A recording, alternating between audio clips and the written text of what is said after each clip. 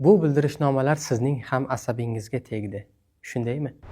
Ushbu videoni atigi 15% inson oxirigacha ko'rib tomosha qiladi. Qolgan insonlar esa boshqa videolar, Instagram yoki yangi ma'lumot, kulgili reellar, soxta dopamin. Yo'q, sizni ayblamoqchi emasman. Aslida hammaning miyasida bu qayta qurish jarayoni davom etyapti. O'sha bezovtalik hissi, telefonga qaragingiz keladi, xotirjam o'tira olmaysiz, ba'zilar buni joyida tura olmaslik ham deydi. Va ochig'ini aytaman, oxirgi paytlarda buni o'zim ham boshdan kechiryapman.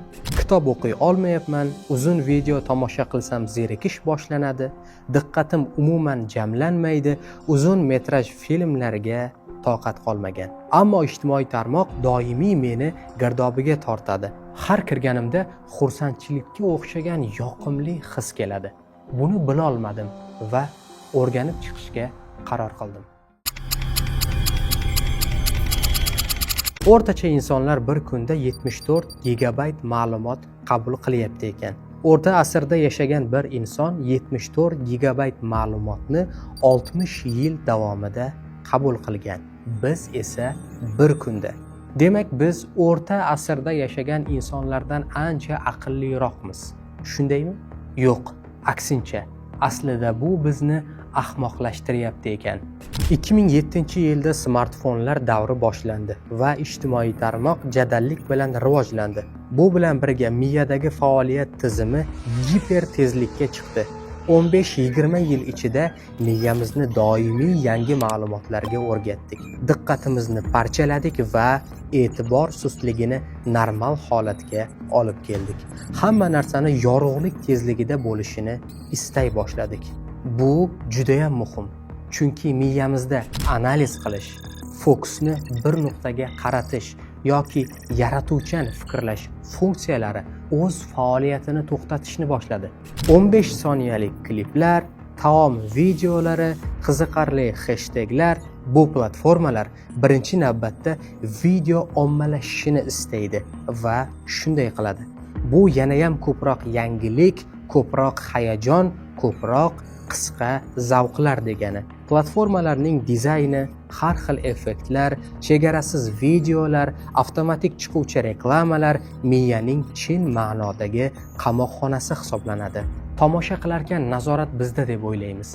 Nimani ko'rishni biz tanlayapmiz. Shundaymi? Ammo aslida ijtimoiy tarmoq qaror beradi. U tanlaydi va tanlaganini bizga ko'rsatadi. To'g'rirog'i, biz nazorat qilinyapmiz. So'nggi izlanishlarga ko'ra 2025-yilda o'rtacha bir inson kunda 7 soat ekran qarshisida vaqt o'tkazyapti. Bu bir yilda 106 kun degani. Bir inson umriga o'rtacha hisoblanganda taxminan 20 yil vaqt degani. O'rtacha har bir kishi bir kunda 96 marotaba telefoniga qaraydi ekan. Bu har 15 daqiqada diqqatimiz chalg'iydi degani. Psixologiyada miyaga doir bo'lgan ikki atamaga duch keldim. Bularning biri reacting, ikkinchisi responding. Reacting bu tashqi munosabatlarda tez va o'ylamasdan miyaning javob berishi. Masalan, sizni chaqirishganda yoki biror pashsha yoki hasharot yaqinlashganda o'ylab o'tirmay sizning bildiradigan munosabatingizga reacting deyiladi ekan. Responding esa bizga nisbatan har qanday tashqi munosabatni to'xtab, tushunib, tahlil qilib javob berishlikdir. Bu biroz vaqt oladi. Brain rot bu ikkala tizimni ham qo'limizdan oladi va o'ylash funksiyasi ishdan chiqadi. Miya ishlaganda emas, ishlamaganda eskiradi va sifatini yo'qotadi. Ha, aytgancha, brain rot haqida hali batafsil gaplashamiz. Sizning har videoni tomosha qilishingiz pul turadi. Sizning diqqatingiz bu pul degani. Har bir e'tibor va qarash pul turadigan kapital dunyoning tizimi bu.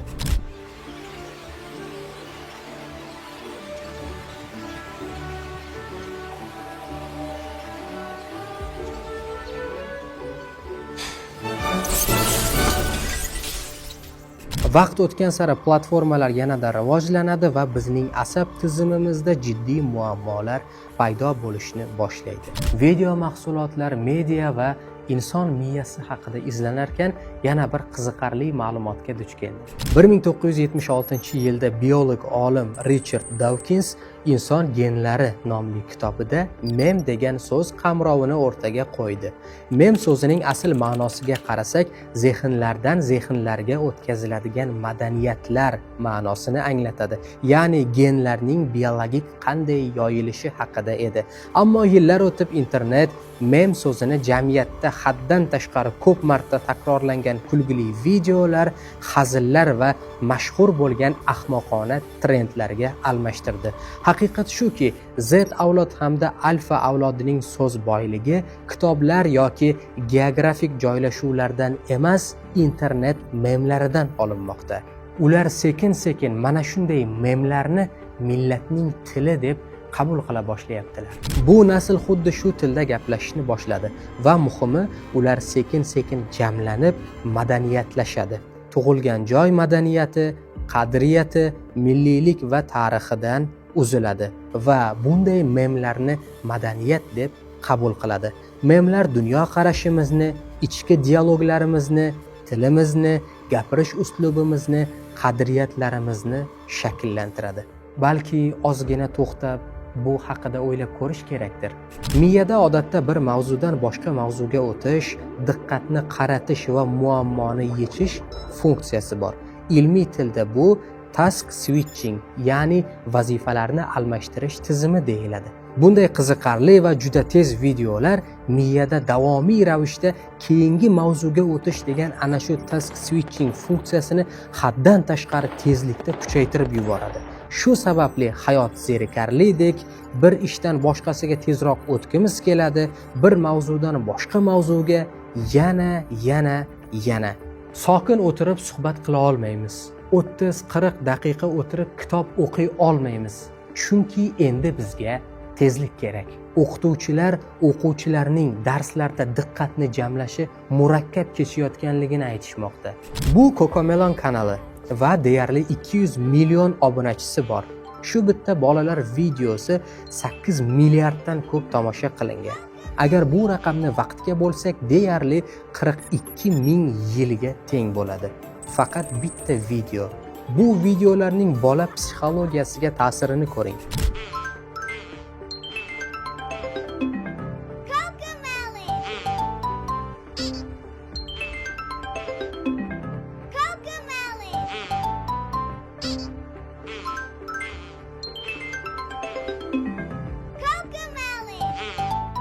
Cocomelonning bu natijasi ortida qo'rqinchli tajriba yotadi. Ular bir bolani ikki ekran bo'lgan xonaga qo'yishgan. Bir ekranda Cocomelon, boshqasida esa bir bolaga deyarli qiziq bo'lmagan oddiy film ko'rsatilgan. Keyin esa bolaning har bir munosabatini kuzatishgan hamda yozib borishgan. So'ngra Cocomelon televizorini juda to'q va jozibali ranglarda bolaga ko'rsatishgan va o'sha zahoti bola ko'zini Cocomelondan uza olmay qolgan. Bu holat esa bola ruhiyatida ekran qaramligiga olib kelishi isbotlangan. Insonni o'ylantiradigan nuqta shuki, bularning barchasi burnimizning ostida amalga oshyapti. Bolalar 2 yoshidan boshlab turli xil smartfonlar va planshetlar bilan tanishyapti. Ularning miyasi mana shu go'dakligidan boshlab turli xil ma'lumotlar yomg'iri ostida qolmoqda.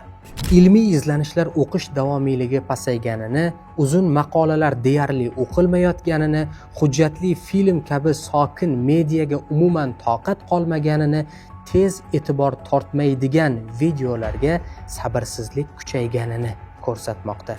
Ijtimoiy tarmoqlarga bir kunda qancha vaqtingizni ajratasiz? Ko'p ajratamiz, lekin 5-6 soat. 5-6 soat. 5-6 soat ajratamiz. Men uncha ko'p ajratmayman. Uzog'i yarim soat. Bir kundan kamida 5 soat vaqtim ketadi. 5 soat. Bir kundami? Ajratamiz 2 soat, 3 soat. Ijtimoiy tarmoqlarga hop, bir kunda taxminan 3-4 soat menimcha. Har xil. O'rtacha. Ijtimoiy tarmoqlarga 1,5 soat, 2 soat ketadi. 2 soat. 2 soat, ha? Instagram, YouTube shunaqa. Ijtimoiy tarmoqlarga o'rtacha 3-4 soat. Bularning barchasi insonni xavotirga soladi, chunki asab tizimi o'zgargan sari inson salomatligi ham o'zgarib boradi. Doimiy siqilish, halovatning yo'qolishi, kuchli zerikish holatlari borgan sari ortib boradi. Bir paytlar zerikish yaratuvchilikning asosiy manbasi bo'lgan bo'lsa, hozir bu kasallik o'laroq qaraladi. Ijtimoiy media turganda nega hayollar surishimiz kerak? Algoritmlar hozir shu onda ko'ngilochar videolarni tekinga taqdim qilib turganda nega biror muammo uchun boshimizni qotiramiz? Mana shu holatga miyaning chirishi deymiz, ya'ni brain rot. Brain rot so'zi 2024-yilda Oxford universiteti tomonidan yil so'zi deb qabul qilingan. Brain rot miyaning chirishi, ya'ni sifatsiz tez ma'lumotlarni qabul qilishga berilgan psixologik bir nom. Ushbu so'z ilk marotaba 1854-yilda yozuvchi Henry David Thoreau tomonidan o'rtaga tashlangan. U o'zining kitobida shunday deydi: Angliya kartoshkalar chirimasin deb har xil davolash yo'llari ustida izlanarkan, undan battarroq va qo'rqinchli bo'lgan miya chirishining davosi hatto o'ylab ham ko'rilmayapti. Brain rot holatida miya odatiy ishlash funksiyasini yo'qotadi. Miyaning ishlash tizimi buziladi va nazoratdan chiqadi. Buning sababi haddan tashqari ko'p ma'lumotlar ta'siri hisoblanadi. Davomli telefonning bildirishnomalari, ijtimoiy tarmoqlar, elektron pochta, o'yinlar, fast food ilovalari, reklamalar va eslatmalar. Bularning barchasi ataylab sizning e'tiboringizni tortish uchun ishlab chiqilgan. Olimlar bu mavzuni o'rganar ekanlar, miyaning diqqat jamlay olmasligini, qaror bera olmasligini va mantiqiy fikrlay olmasligini o'rganishdi. Miya faoliyati shunchalik buziladiki, chuqur va sifatli narsalarni inson tushunmay qo'yadi. Dopamin ishlab chiqarmaydi. 5 daqiqadan ortiq kitob o'qiy olmaslik, bir darsni oxirigacha tinglay olmaslik, faqat qisqa va arzon videolarni ko'rib gipnoz bo'lib o'tiraveradi. Har qanday ma'lumotni ichiga kirib, chuqur o'rganib, uning qavramini tushunish o'rniga faqat u haqida yuzaki ma'lumotni o'rganib ketiladi. Oddiy dopamin beruvchi sayr qilish, yugurish, tabiatda sayohat qilish o'rnini digital olamdan dopamin olishga almashtirdik. Agar rostini gaplashadigan bo'lsak, qaror berish o'zimizning qo'limizda. Maqsadsiz internetda o'tirish o'rniga haqiqatdan-da internetdan foydali bo'lgan ma'lumotlarni o'rganishimiz mumkin. Bu platformalar miyani chirityapti deb aybni ularga ag'darib o'tirish oson, lekin ayni vaqtda bu platformalar cheksiz bilim manbaiga aylanmadimi? Bu haqida fikrlaringizni izohlariga yozib qoldiring. Men albatta o'qiyman. Inson xotirasi qanday ishlaydi, bilasizmi? Miya davomli takrorlanuvchi diqqat markazi orqali barcha xotiralarni jamlaydi. Keling, buni sodda tilda gaplashamiz. Biror narsaga chuqur diqqat qaratib o'rgansak, yangi ma'lumotlar orqa miya xotirasiga joylashadi. Agar biror ma'lumotni e'tiborsiz holatda ahamiyat bermasdan o'rgansak, u ma'lumot orqa miyaga aslo o'rnashmaydi. Har 10 daqiqada diqqat bo'linaversa, e'tibor chalg'iydi va miya ma'lumotlarni to'g'ri kodlay olmaydi. Xulosa shunday: miya endi faqat internetga ishonishni boshladi. Biror ma'lumot kerak bo'lsa, Google. Miya o'z-o'zidan tayyor Google xotirasi turganda nega eslab qolishim kerak deb o'ylay boshlaydi. Ko'rganlarimizni eslab qolish o'rniga internetning data tizimlariga ishona boshladik. Biror narsani eslab qolish shart emas. Endi Yandex aytib beradi. Har qanday savolga ChatGPT javob beradi. Boshni qotirishga hojat yo'q. Xotiramiz o'lib bormoqda. Yana dopaminga qaytib kelamiz. Doim onlayn bo'lish, tezkor xabarlar, har keyingi videolar, har tugmaning bosilishi, layklar va izohlar, har bir yangi ma'lumot bu dopamin hisoblanadi va insonda qaramlikka olib keladi. Birlashgan Millatlar Tashkiloti dunyoda giyohvand moddalar va jinoyatlardan 64 million kishi aziyat chekayotganini ochiqladi. Ijtimoiy tarmoq qaramligidan esa 210 million inson aziyat chekayotgani taxmin qilinmoqda. Miya jarrohi doktor Nicholas Carr o'zining Sayozlar kitobida internet nimalarni o'ylashimizni emas, balki qanday o'ylashimizni ham o'zgartiradi deb ogohlantirgandi. Bu jiddiy mulohaza. Ijtimoiy tarmoq bizni qisqa o'ylovchi insonga aylantirdi. Vaholanki natija beruvchi ishlar uzoq tafakkurdan keyin keladi. Chuqur mulohazalar murakkab muammolarning yechimini topadi. Uzoq zerikishlar aql bovar qilmas ixtirolarga yo'l ochadi. Bizchi, biz nima qilamiz? Shunday qisqa o'ylab, sayoz joylarda qolib ketaveramizmi? Hozir global, jiddiy muammolar bor. Bularning ustida uzoq vaqt o'ylanishimiz va yechim topishimiz kerak. Bularning barchasini qanday uddalaymiz? Sizga yaxshi xabarim bor. Miya ham muskulga o'xshab tarbiyalanadigan organ hisoblanadi. Qisqa, soxta dopaminlar o'rnini haqiqiy dopaminlarga o'zgartira olamiz. Miyani qayta o'rgatish mumkin, lekin albatta oson bo'lmaydi. Har bir ish mehnat va kun talab qiladi. Birinchi qadam muammoni topish va tan olishdan boshlanadi. Muammoni bilish va tan olish va buning yechimini qidirishga o'tamiz. Ikkinchi qadam yo'qotilgan diqqatni qayta tiklash. Miyani har kuni 15 soniyalik videolar bilan mashg'ul qilgan bo'lsangiz, darrov 500 varaqli kitob o'qishni boshlamang. Kichik kitoblar bilan avval 5 daqiqa diqqat bilan, keyin 10, keyin 20 daqiqa diqqat bilan kitob o'qing. Vaqt o'tgan sari miyadagi diqqat tizimi tiklanib boradi va tobora fokusingiz kuchayadi. Uchinchi qadam, diqqatni chalg'ituvchi narsalardan uzoqroq turing. Ish yoki mutolaa vaqtida telefonni yoningizga qo'ymang. Doimiy sizni chalg'itmasin. Aniq bilaman, telefoningizda oylar davomida foydalanmaydigan keraksiz bir qancha ilovalar bor. Ular har doim sizga yangi xabarlarni berib turadi.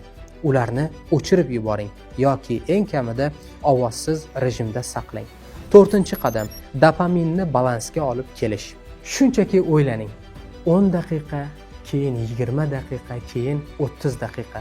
Telefonlarsiz, podkastlarsiz, YouTube'siz, Netflix'siz shunchaki o'ylaning va o'zingizga vaqt ajrating.